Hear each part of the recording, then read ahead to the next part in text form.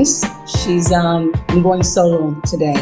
I'm so excited to celebrate Valentine's Day. I have my coworker and my sister from another mother and my brother-in-law.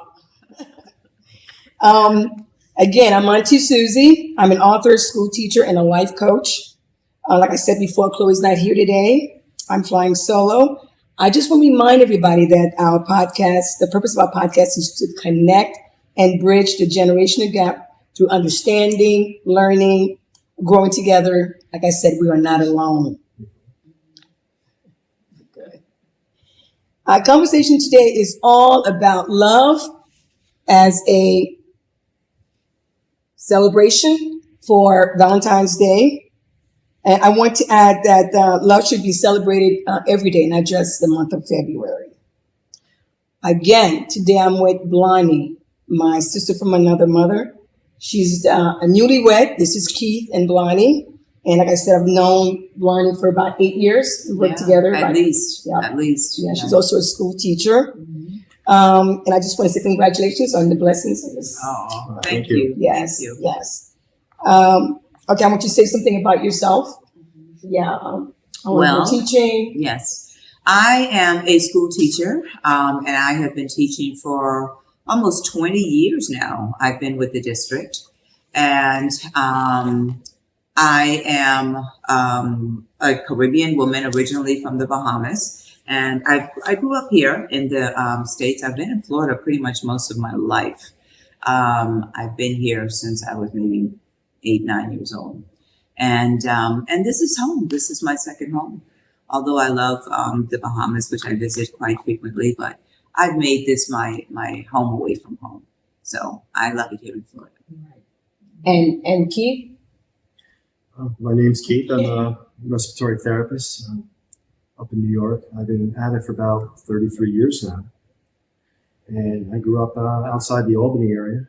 And currently I live in Middletown, which is about 60 miles north of New York City. So how do you like Florida?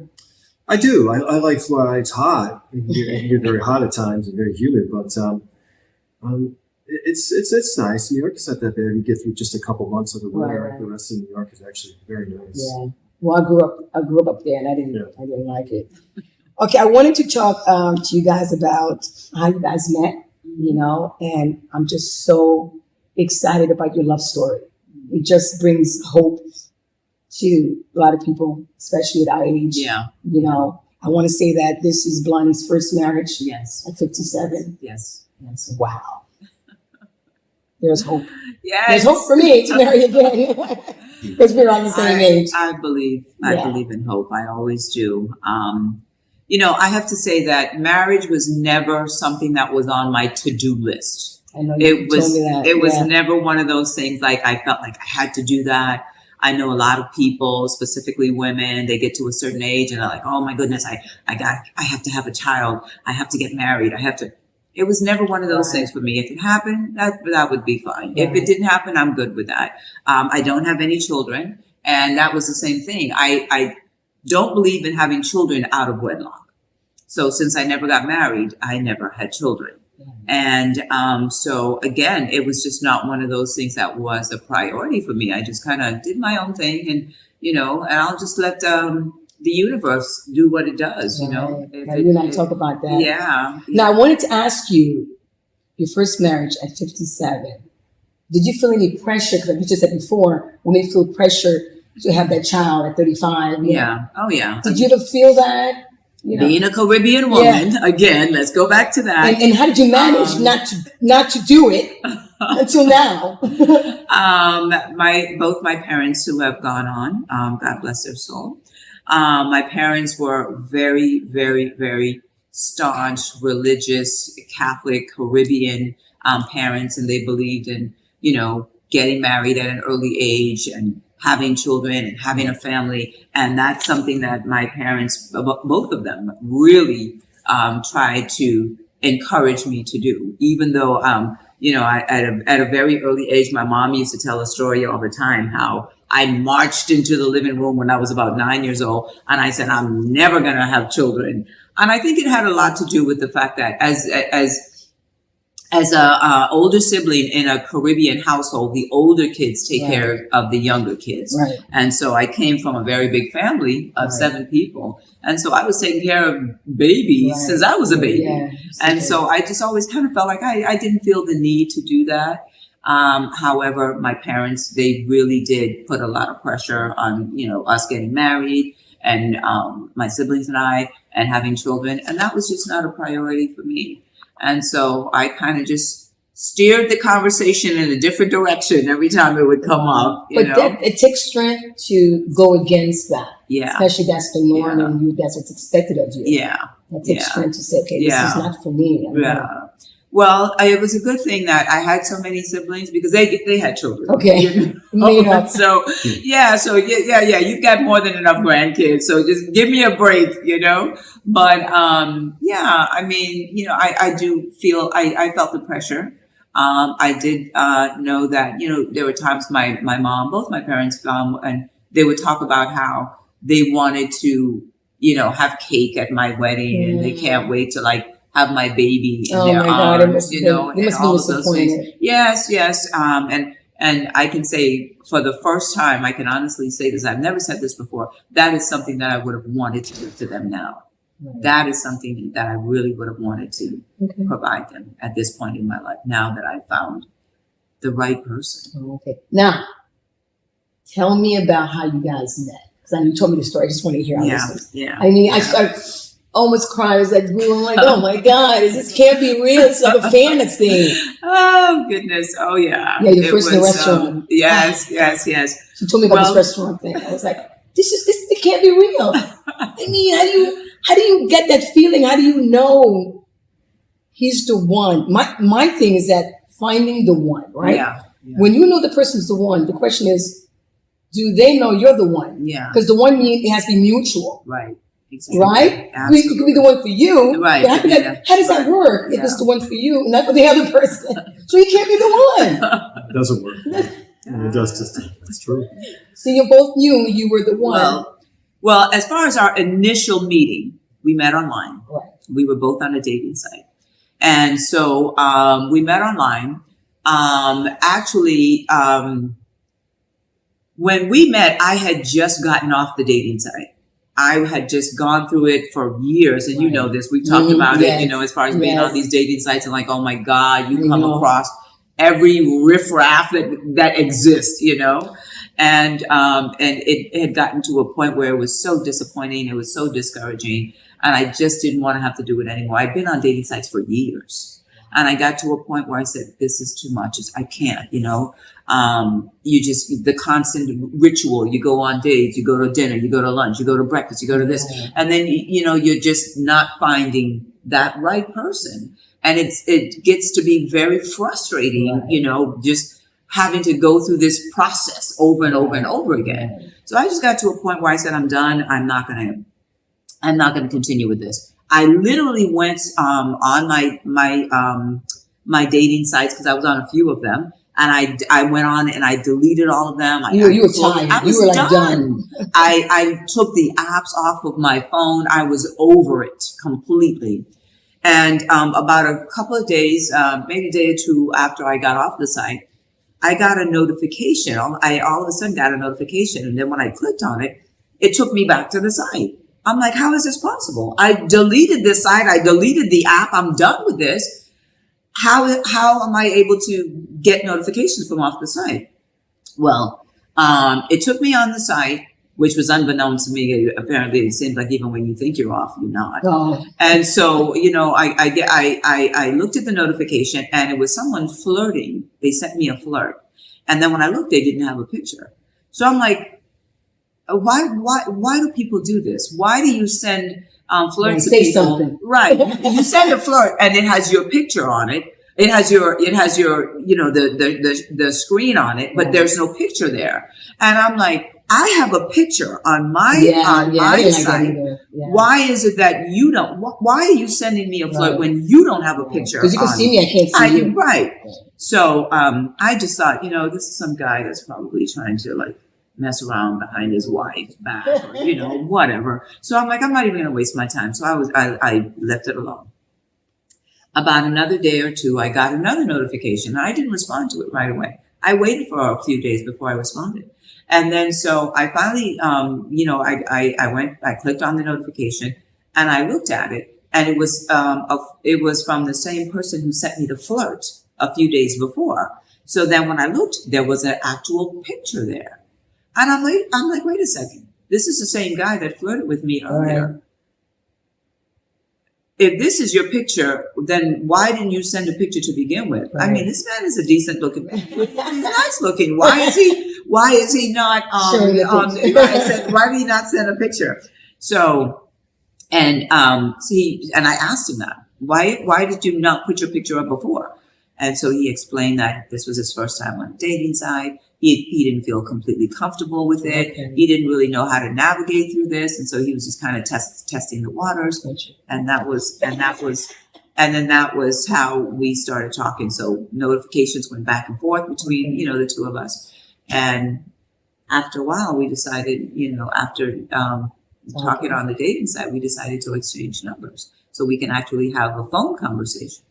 And so we exchanged numbers. So the very first call that I received from Keith was, it was in the evening, and I answered the call. We were on the phone for 6 hours. Oh God. We were on the phone for hours. Yeah. It was Just like flow. it was just we got along well. We just found that we had so much in common. Our backgrounds were similar. And then the conversation, there was lots of laughter, and the conversation just flowed. Right. We had such an amazing conversation. We didn't hang up until the sun was coming up. So how long did you guys talk before you actually met? We talked about 2 months.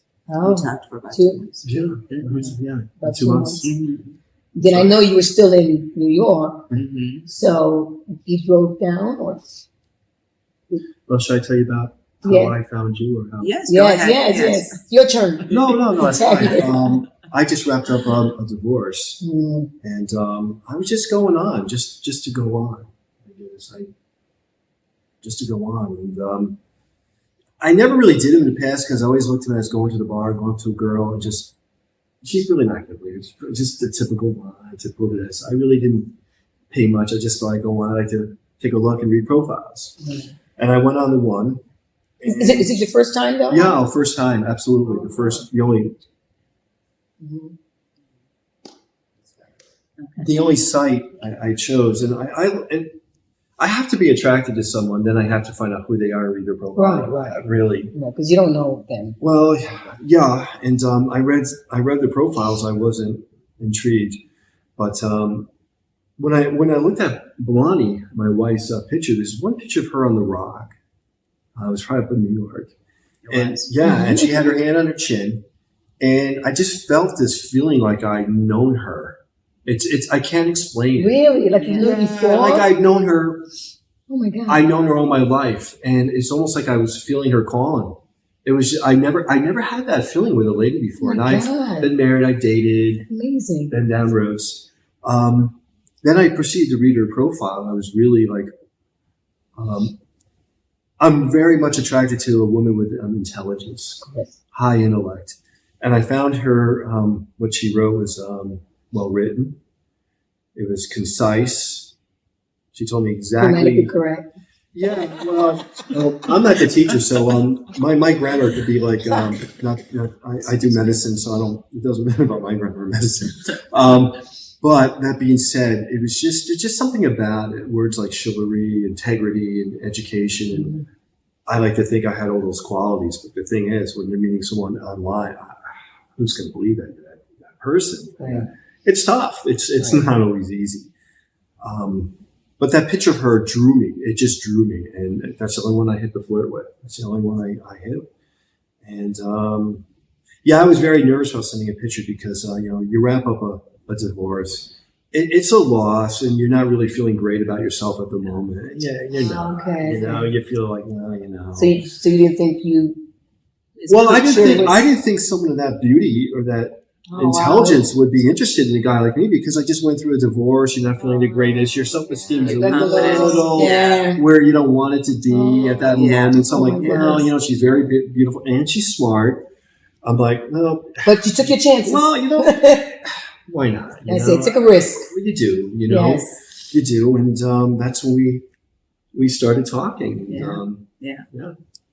We started talking, and the conversations were great. They flowed. Yeah. We found out being the same age was really nice. Right. A year apart, same age. Right. And same background, very similar absolutely. upbringing. He's Catholic, and you know, we pretty much grew up with the same types of morals and the values and the ethics. shared the same vision. It's very important. We really did. And it was really important to me. Communication was good. Yeah, right? we connected on so many levels. Wow. It was unreal. It was really important to me to let her know my intentions. I pride myself on that.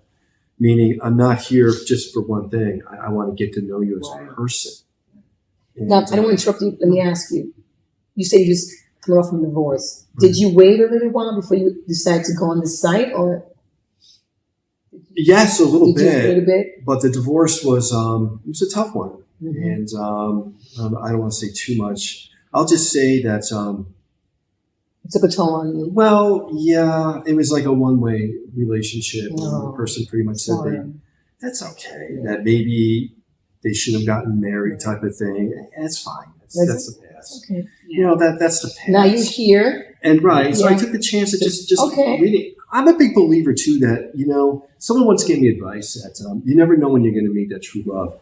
It could be 5 minutes after you divorce or 5 years after you divorce. I mean, you just can't question fate, and you go with your heart. Now, I'm just a big believer that if you want to find out, you've got to get back on the horse and try. You have to. Otherwise, life will pass you by. If I waited another week, I probably would never have found Blonie, my wife. So, gotta take that chance. Listen to your heart and just. Well, it's good to hear that because I just got off the set. I'm like you. I'm like so done with this. I think it's gonna happen. Like you said, to get back on the horse, that's a good advice. Don't get so. Don't give up. Just well, you can't be bitter like saying all women are that way or all men are that way because they're not. We gotta give everyone the chance, but at our age, happiness just doesn't come knocking the door every day either. Exactly. Like you said, get back on us and try. Put yourself out there. So when you saw her, so you said you met 2 months later. You actually met with physical. Yeah. So you drove down and you told me water, man. Yes. Well, of course. Keith lives in New York. Right. I'm in the state of Florida. Right. So we met during the depth of the pandemic. So of course at that time there were no flights. There was none of that. That makes sense. And so that actually gave us a chance to really connect with each other because all we could really do is just talk and really learn about who this person is on the other end of the phone.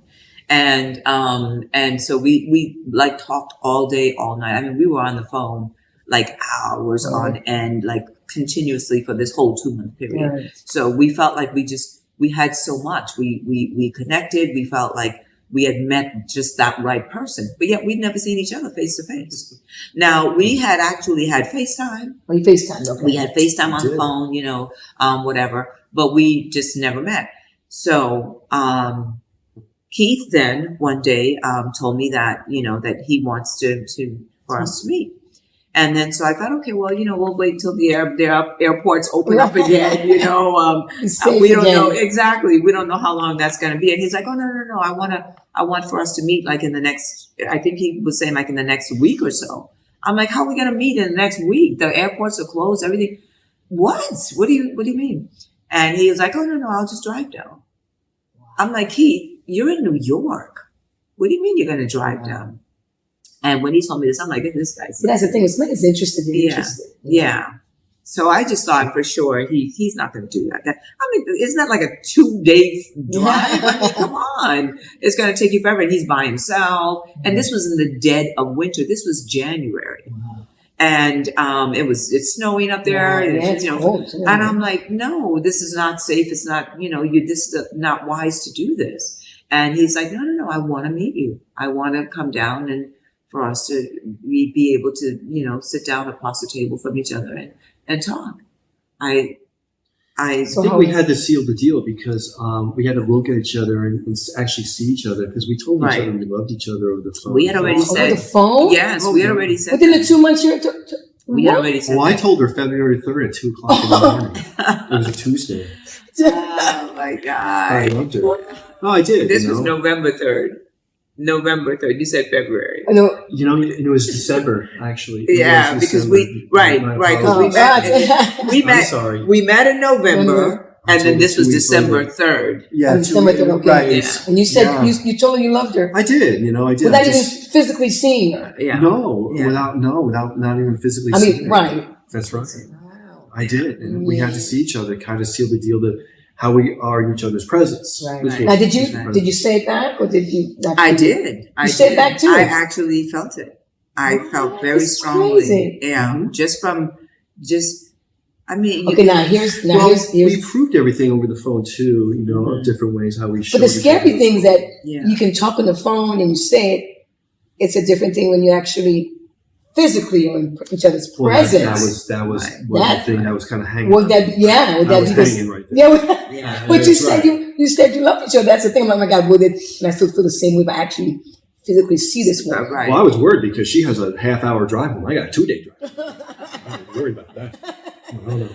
Because you just never know. Even though you see someone on FaceTime, Right, exactly. you have lots of pictures. You're sending pictures back and forth, Right, but you just never know. when you The way actually- a person each other's walks, the way a person presence. stands, the way a Yeah, person smells. yeah, There's so exactly. many different things that you take into consideration when Yeah.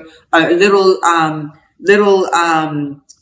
innuendos that you can pick up from someone, but when you are actually in their presence. Again, I could have been a as leg that's opposed shorter than the other. Exactly. You could have been a gimp.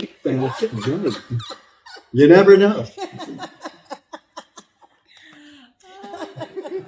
It's true. So I like that story, But It's a the thing backstory, is, yeah. for me, it wasn't a bad drive. I never driven more than a couple hours in my past to be with someone. So to drive 2 days. So how was the meeting? How was the meeting? well, was the attraction the same as the feelings the same? Well, when we met, the day of our meeting, when he arrived and he told me that he was here, he had reserved a hotel not too far from where I lived. Mm-hmm. So he told me he was at the hotel, whatever. So I was going to go meet him at the hotel. So I was like, okay, fine. And I think at this point, nerves must have been going crazy between both of us because we knew that we loved each other, but we don't know what's going to happen when we actually physically see one another face to face. And so I drove over to the hotel. So he calls me up and he's like, well, I'm standing outside. And he tells me what he's wearing, what colors and everything. So I was like, okay, fine. So I pull into the parking lot of the hotel. And once I pulled into the parking lot, I'm looking to see, where is he? And I couldn't see him anywhere. And so we're on the phone. I'm like, I don't see you. And he's like, oh, I'm in the front of the building. But it turns out that the lighting in the front of the building, well, there was no lighting in the front. It was just all dark towards the front. And so he was standing over there by the side of the building. And then so, when I pulled up and I'm like, well, I still don't see him. I said, okay, well, let me just park. I have another car behind me. Get out of the way. So, and I was all like just so anxiously waiting to see him. So I parked the car and then I came out. And then as I'm walking out, he's like, oh, okay, yeah, I see you're in the white car, whatever. So he's like, I'm walking towards you. So I'm walking through the parking lot and he's coming towards me, but I see the shadow, the figure of someone coming towards me, but it's still dark over there. And then so he's walking towards me, and so we're walking towards each other. And as he gets closer, he now steps into the light. Oh my God! And then it's like the once movie. I can't stand it. Once he steps into the light, I was like, "Oh my God, this guy is everything." I thought he was just perfect. I mean, he just seemed really. He looked very nice. He was dressed very nicely. He looked very handsome. Had a nice physique, nice height. And I just thought, oh my God, he just looked so perfect. But you felt the same way when you saw him? I did. But here's the thing. Blonie, my wife now is, I think you mentioned that you didn't think I was really attracted to you or into you. And what would you say that? well, I know why, because I probably you wasn't he physically. Yeah, No, he wasn't. yeah. What? He drove all the way from I know. But I was raised, there's a certain way you treat a lady in the beginning. Okay. And you're going to find her beautiful and all that, but you can't be all over her either. There's a fine balance. Wanting to hold her hand or touch her in the beginning, but yet giving her space, because you don't want to think, you want to come across as just for one gentleman. thing. You have to be a gentleman about it. You do. That's just the way I was raised when I. So did you think because he wasn't doing that, he wasn't attractive? Well, I just thought like he just seemed kind of stiff. He kind of like was like stiff and very conservative and very nervous. Yeah. So I was like, okay, I'm not really sure. You know, now this is a first. This is a very well, first. Blonie's not supposed to be groping you first. He's not that person. So he's not supposed to. He's not that person. So that I wasn't expecting, and he know that I wouldn't tolerate that either. No. But it's just it seemed as if he was just so guarded. Okay. He was so guarded, and so I wanted to make a good impression. Yes. Again, as a guy, a real man wants to make a good impression. You want to show your interest, but you don't want to be all over. Exactly. It's a fine. Exactly. If you do that, it's a tough balancing act. It's a tough balancing act. He wants only one thing. Yeah. Well, that's just it. Yeah.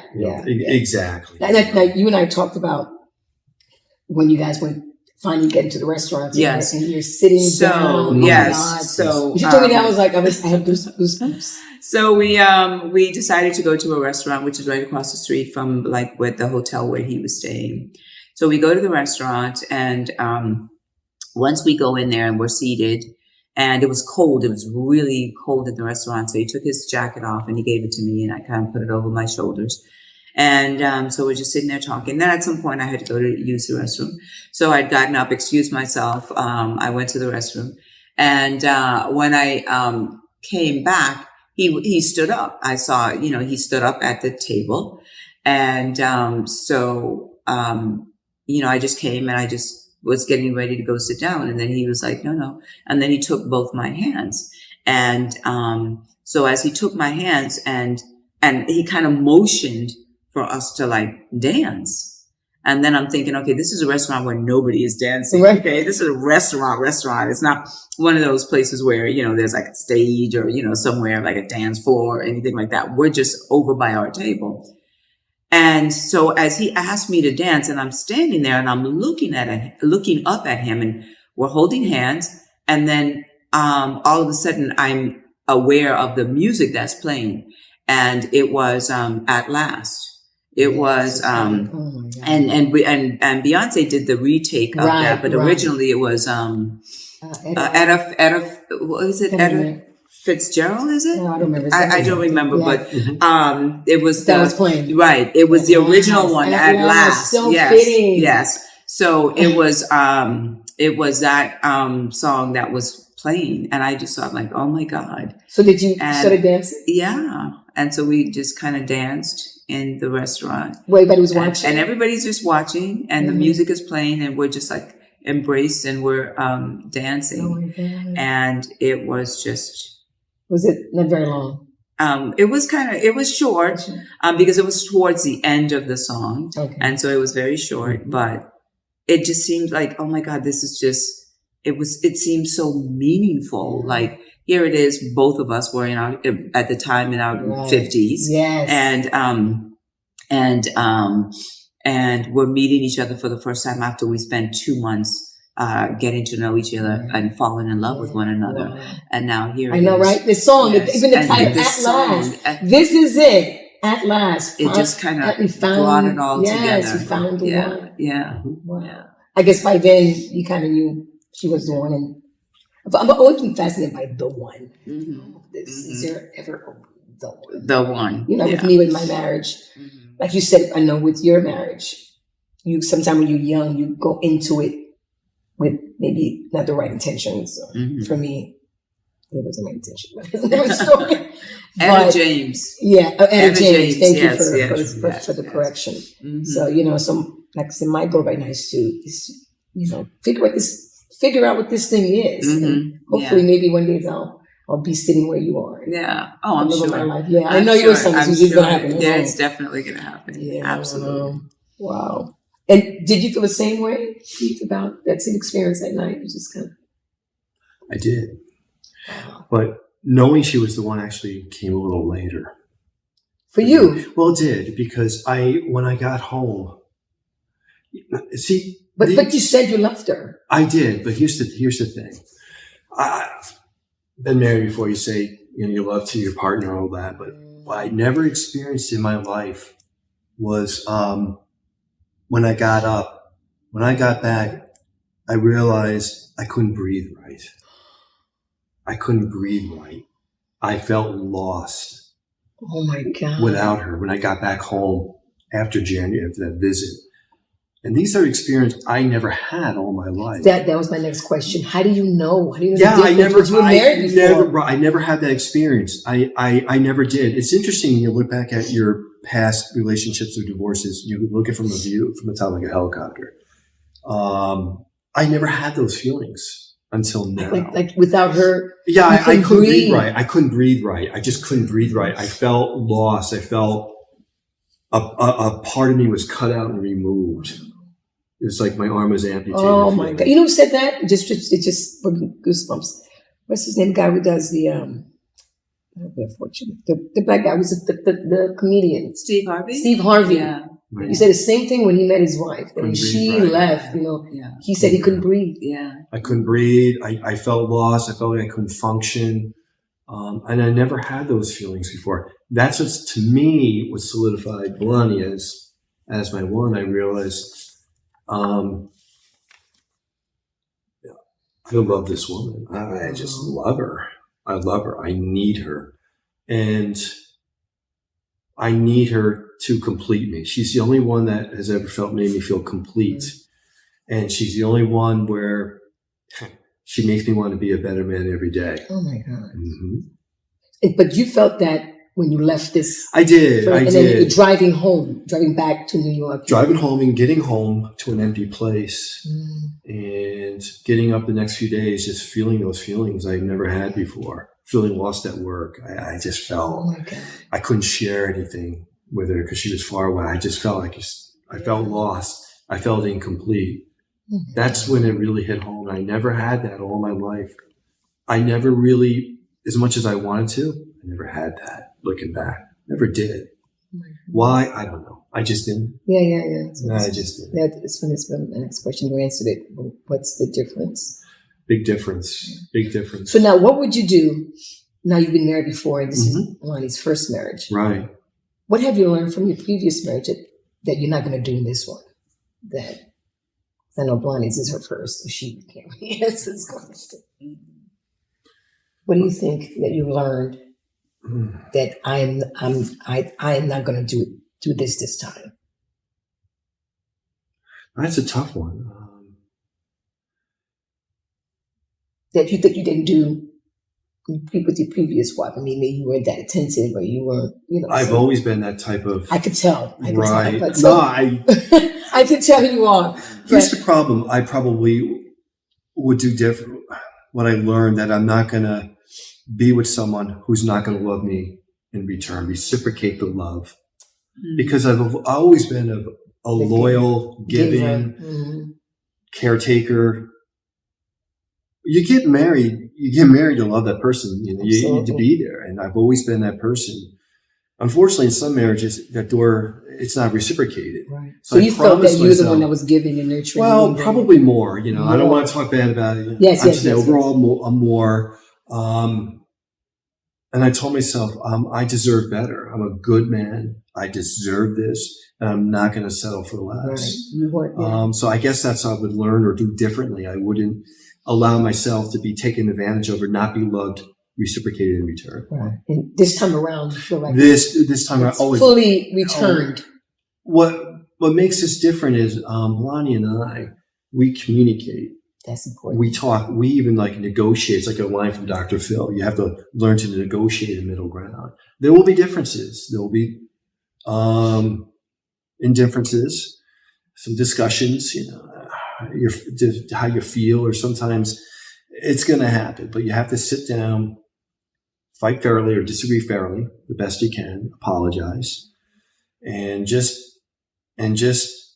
work out and communicate and talk about it. Well, there's one thing for sure that Keith, I find very different with Keith that I have with any other person, is that, and I think just in general, I think men tend to be more closed up when it comes to like expressing their feelings. Right. And Keith is just so incredible about that. Right. I mean, he Very affectionate, very emotional, open. yeah. He's very, very expressive. He communicates whatever it is, whether it's good, bad, and whatever the case is. He's very, very expressive.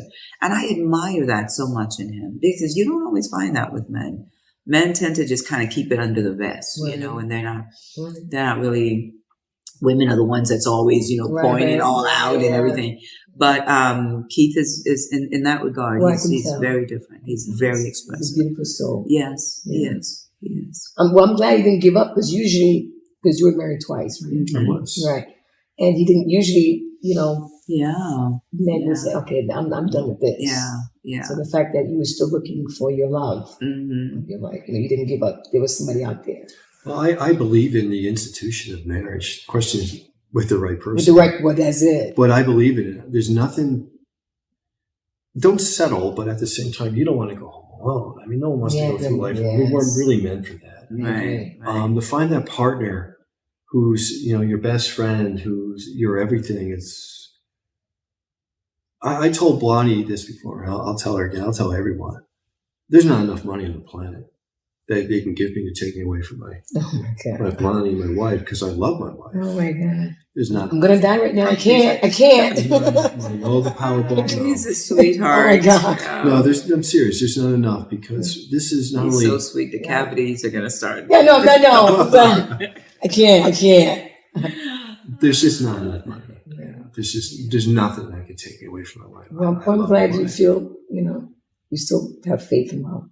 Yeah. So this is my last question before I wrap this up. Blonie, this is for you. Yeah. What would you say to women now who's thinking about giving up? Because, you know, this is your first marriage at 57. Yeah. You know, which is not the norm. So what would you say? Don't give up. Don't give up. Don't ever give up. I mean, it can, sometimes it happens earlier, sometimes it happens later. Okay. Just be patient. Just be patient. And, you know, one of the things that I have to say that I hear a lot, like, you know, especially when the experts are talking about, you know, women who are trying to find their soulmates, and they tend to have this list of requirements. You know, the list is a mile long. I know. Yeah, he has to be this. He has to be this height. He has to be so this should way. we ball up the list? Yeah, well, you know, and that's one of the things that experts say. They should just ball it up and get rid of it. I don't think so. No, I don't think so. I think I you guess just some things need on the a list. shorter list, because we all have deal breakers. Right. You know that. There's certain things you're not going to tolerate. Which includes boundaries and things like that. Right. But so not like, we need to make sure that our list is realistic. You know, we want to make sure that the list that we have, you wanna choose those things that are really meaningful and important. What does it matter? You know, when you talk about, the person has to be muscle bound or this and this and that. You know, you don't know. Or some race or some right. And definitely, you know, when you place all these boundaries on yourself, you're shutting yourself off to, yes. You don't know where your soulmate is going to come from. You don't know what your soulmate is going to look like. The physical aspect should not be your priority. You know, of course there is, you know, you have to be attracted to someone and all that. But there's so much more to us. We're so complex as human beings. There's much more to us than just the physical aspect. We can't, you know, as you can see, Keith and I are an interracial relationship, and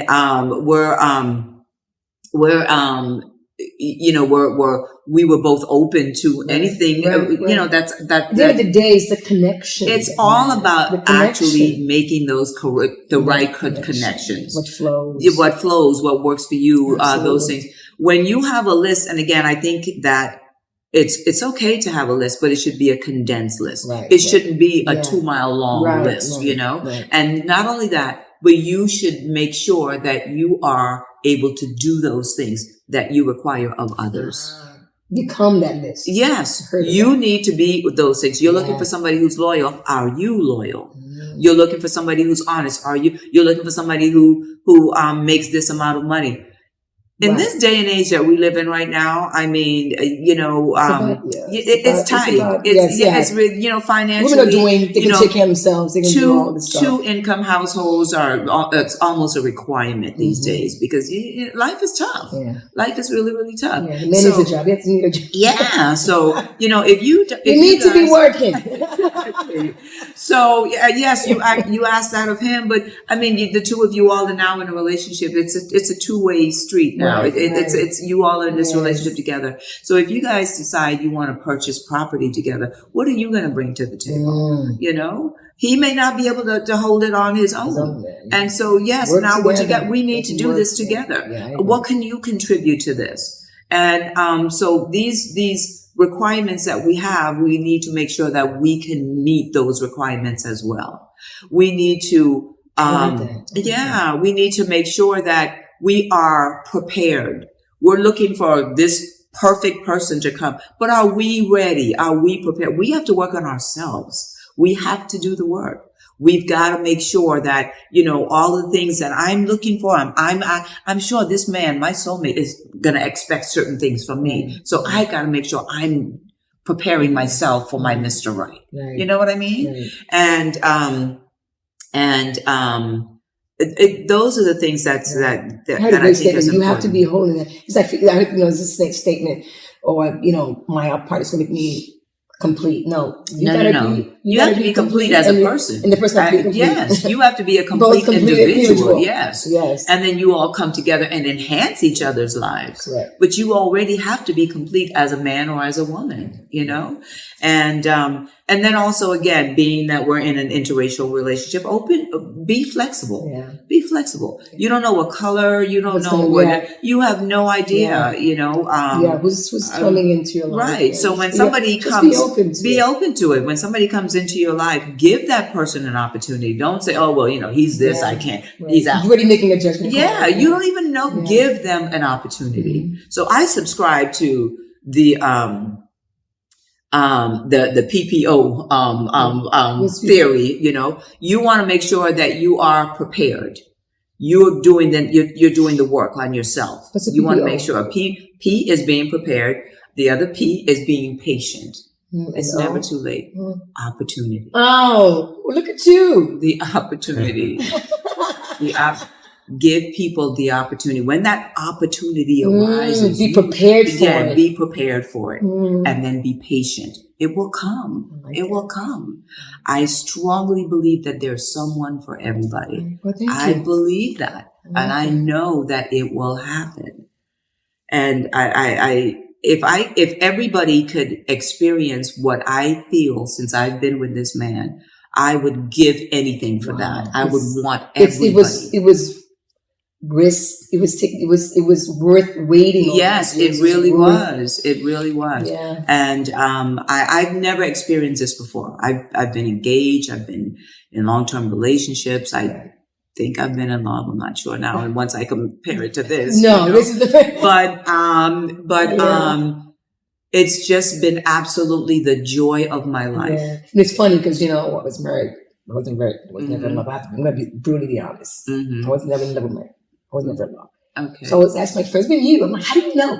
How do you know love? How do you know?" Yeah. My friend would say, "Well, you said the same thing, Suzy. You would know. You would know.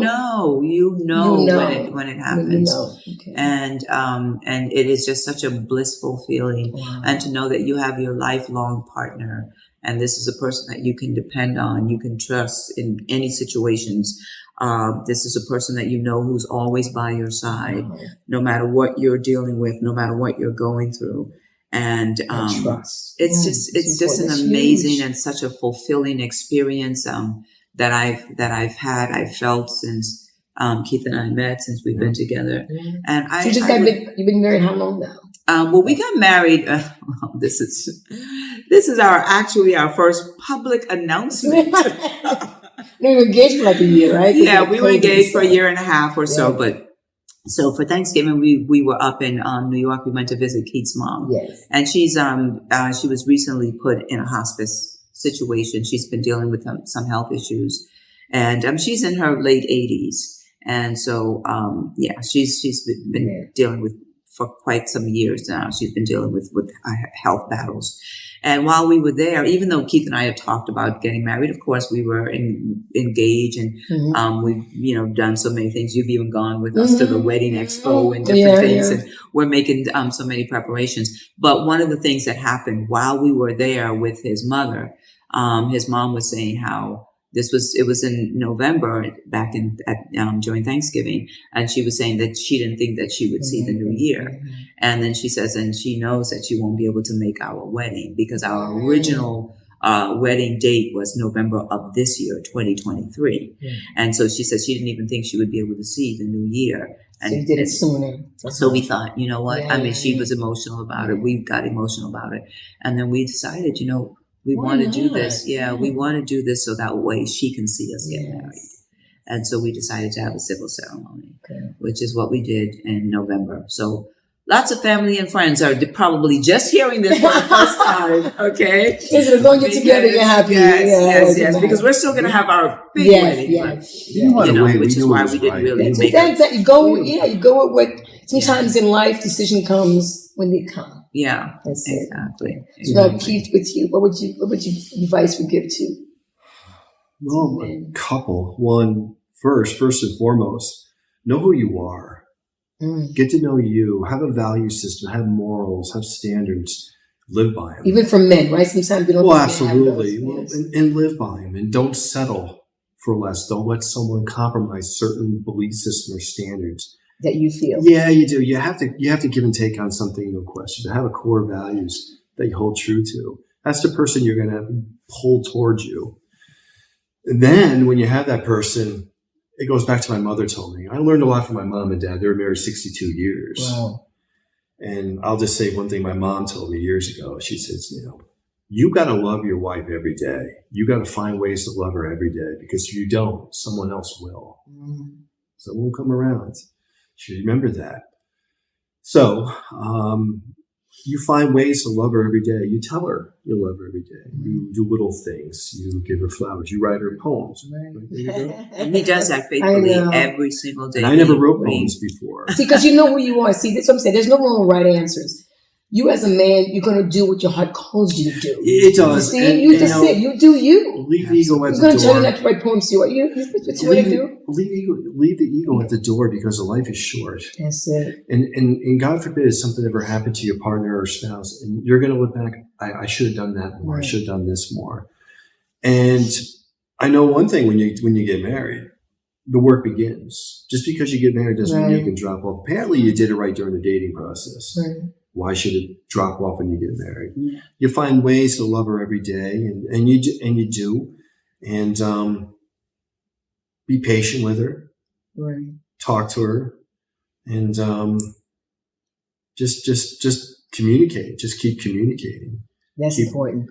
Keep communicating, and it's very important. It's not about being right.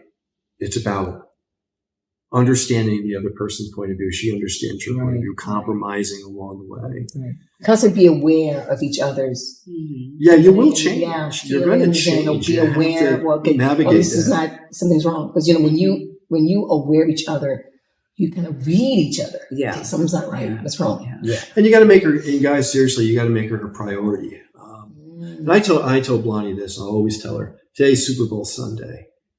I can get tickets. I like sports like any other man out there. Wow. But I'll tell you what, if I had a choice. You put her first. Well, if I had a over choice. Football. Well, I'll tell you what, and I mean this. If I had a chance that someone goes, if you had NFL tickets to the Super Bowl, 50-yard line, which is good seats, honey. Okay.